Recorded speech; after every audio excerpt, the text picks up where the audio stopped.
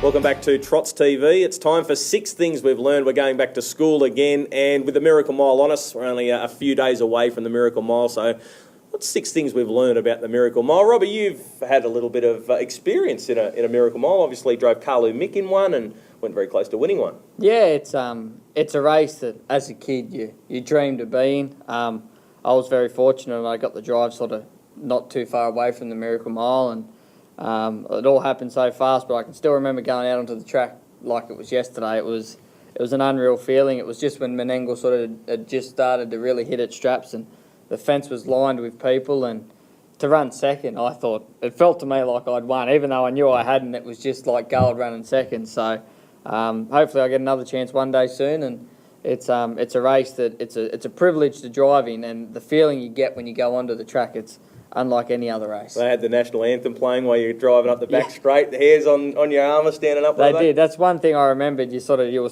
coming back around to the start, and like when I drove Mick, you were scoring up with some good drivers and some good horses, and you sort of look around, like you look around on a Tuesday and see normal horses, you look around on a Miracle Mile field, and it's just this adrenaline rush that gets pumping through you, and then the national anthem starts, and then it all starts to think in, and you start getting a bit nervous. But I was lucky. I had an easy horse to drive in the race. I just had to keep at him and try and keep up, and no one expected us to run 5th, let alone 2nd. So no, it's a great race and a good thrill to be in.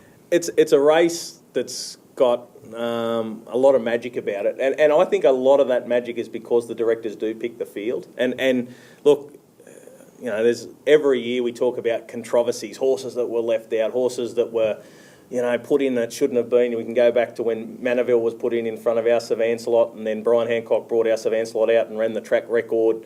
The track record over the longer trip in the Bohemia Crystal Free-for-All before the Miracle Mile. Some of the great, well, they're not great things that have happened, but, you know, very important things in harness racing. The scratching of Jack Morris with a trickle of blood at the gate. You know, the vet saw the trickle of blood, scratched the horse. You had, I've mentioned Manaville getting in. You've also got the BBC, when he came across after winning, there was some talk that he was lame, or wasn't he lame. They had to have a special look at him, and the vets finally agreed that he wasn't lame. Christian Cullen being scratched in 1997. And even this year, we've got a little bit of controversy with the inclusion of Terra de Love over Franco Nelson. And look, I think it helps promote the race, and you hear a lot of people within the sport say, they should take the power away from the directors. It should be a race picked on the 8 best horses. But they get it wrong sometimes, but they get it right sometimes. I just think that's the beauty of the race. I think I agree with you. That's what makes a race. The race is Harold Park, or now Menangle's race. The directors have got every right to pick the field. I think that's what makes a race. One thing with Terra de Love, a fortnight ago, he was the best horse New Zealand's ever seen, and he's probably the best horse Australasia's ever seen. I know he hasn't come to Menangle and ran his best races. All of a sudden he gets beaten 2 races, and people want to throw him in the gutter because he's got beat twice. It's probably not him, it's probably who they've left out as a result. Franco Nelson's beaten him home in both races. He's performed well here in the past in Australia. They're probably, if you owned Franco Nelson or drove him, you'd be filthy. I agree. You sort of, I know. Girl that works for us, Laura Mackay, her grandparents own Franco Nelson, so I've been hearing it quite a bit. But and that's what I said to young Laura. She's 100% right.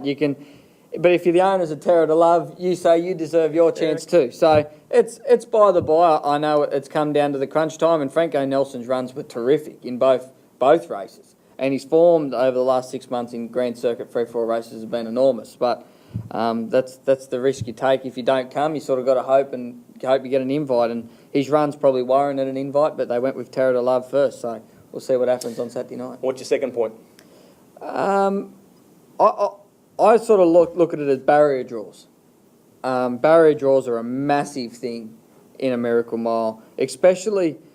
I sort of think I know Leader's smoking up always led and sort of won his races, but I think 3 fence is your best spot to be. I was there, and I've been there myself with Carlu Mick, and you can watch everything in front of you unfold. Bow tied last year, 3 fence. Baby Bling. You just seem to. What happens is, in big races, good judges always taught me when I was coming up through that the last person to panic in a big race wins. And I know my old man drilled that into me when I was younger, and I was lucky enough to drive in races like that. And they're all 100% right. Every good judge that you speak to says the last driver to panic wins. That's why a driver like Blake Fitzpatrick's so good in a big race, because there's no panic about him. You look at it and you sit 3 fence, everything unfolds in front of you. Like in my race, for instance, I'm the Mighty Quinn behind the leader, and all Gary Hall wanted to do, junior, from the 700 to the 400s was get his axle in front so we could shun him. And that's what, same with Matt Rue. Someone come out from 1-1 and then 1-3, straight through the middle when they all got tired, turning frame and fan. So I think barrier draws, if you can draw sort of 1 to 4 and you can get the 3 fence early, I think that's a massive advantage, especially when they're going 50 or quicker. Because I don't care how good you are, if they're going 50 or quicker, you can't come too wide, let alone 3. Well, my next point is related to that. And because barrier draws are so vital since we've moved to Menangle in the Miracle Mile, and I think a lot of that's got to do with the gate running a little bit faster than it does. I know during the week that Reed Sanders has said Todd Clark, the starter, will be instructed to drive the start as he has the Cordina and also the Coca-Cola. But everyone's got a bit of adrenaline rushing, haven't they? The drivers, the trainers, the horses, the starter, the stewards, everyone. Everyone on the track tonight. So I think the gate does run a little bit faster. Now, what that does is allow the horses drawn 1 to 4 to get to their top speed, and therefore horses that have got good acceleration can't show it. And records would say that the barrier draws in the Miracle Mile are vital. Horses 1 to 4 have won them since they've moved to Menangle. Only 1 horse drawn wider than 5 has placed in a Miracle Mile. So maybe, just maybe, the directors of the club should look to going back and saying, well, we don't need 8 horses every year. Everyone throws up this argument, we need it for each way betting and a better turnover. It's one race. Yeah. Look, maybe it's time to go back. Surely this year they thought, well, we can go with 7. They, the second horse in the Cordina Sprint, Better Bet Black, he didn't get in. They went back to the horse around 3rd in the Coca-Cola with Easy on the Eye. Maybe this year was the year where they said, well, let's just go with 7. It's too hard. The barrier draw now, the 5 times they've run it here, you've had horses lead and win, death seat and win, 1-1 and 3 pegs. Yep. So effectively what you're doing is drawing a little map and saying, okay, well, they're effectively there's 5 spots you can win the race from. Yeah. If you're not in those 5 spots, forget it. And that's your point. Yeah. You're getting shunted 3 and 4 wide. So maybe we can go back to 6 or 7 runners. Well, and you find a lot of years in the Miracle Mile, and I said this to you before off camera, you got your top 4 or your top 5. Yep. And then you've got a 6th horse that, he's up to him with the right run. And you find most years, 7 and 8... They can't win it anyway. They're just horses that have ran really good races in both heats. Like, not being hard on Mick, but when I drove him, he was 8. He was the 8th one in. He only went in there because they needed an 8th horse. I think in his heats he ran 4th and 5th. Yeah.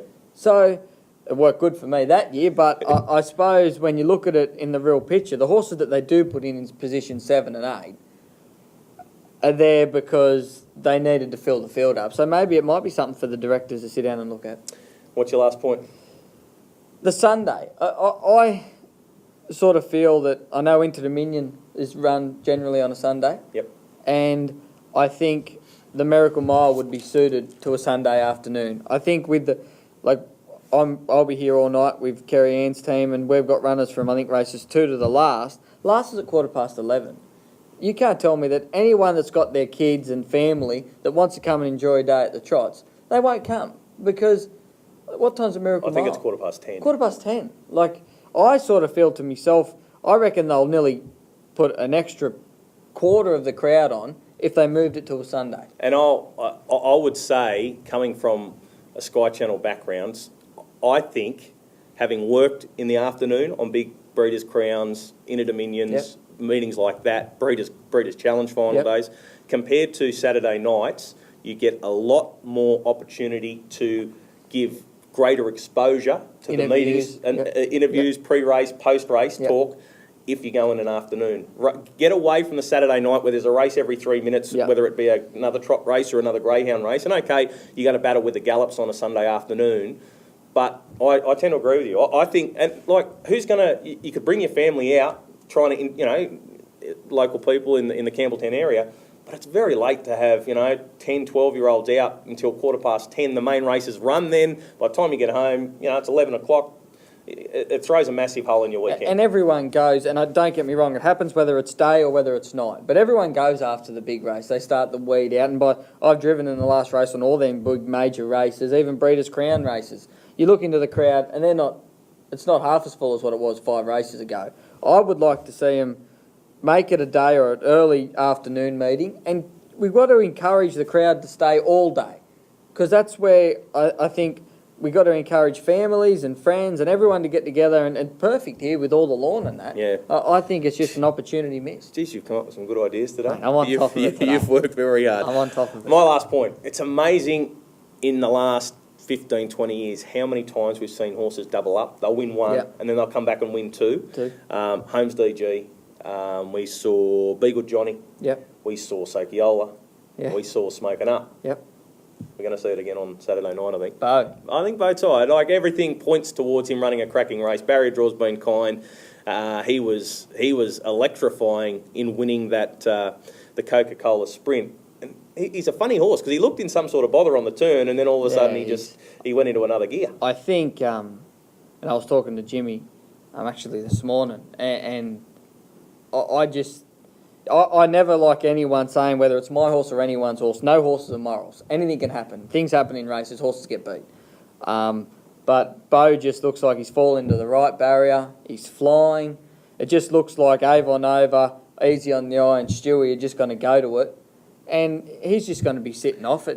But in saying that, you're going to have Bo, and then you've got a horse like Chris and Me sitting probably hard on his hammer, and not being hard. Bo won the Miracle Mile easy last year. We all know that. But Chris and Me had to come wide, going 50, and Bo beat him probably a length, but stayed on the rail. So it's going to be a very interesting race. I said it in the preview yesterday with Amanda Rando. Shane Tritton said something that stuck in my mind on Sunday. If we go 150 and a half, we set up a 150 and a half, 151 tempo, Bowtide will beat us. Bowtide will win if you go that time because he's just better than everything in that race.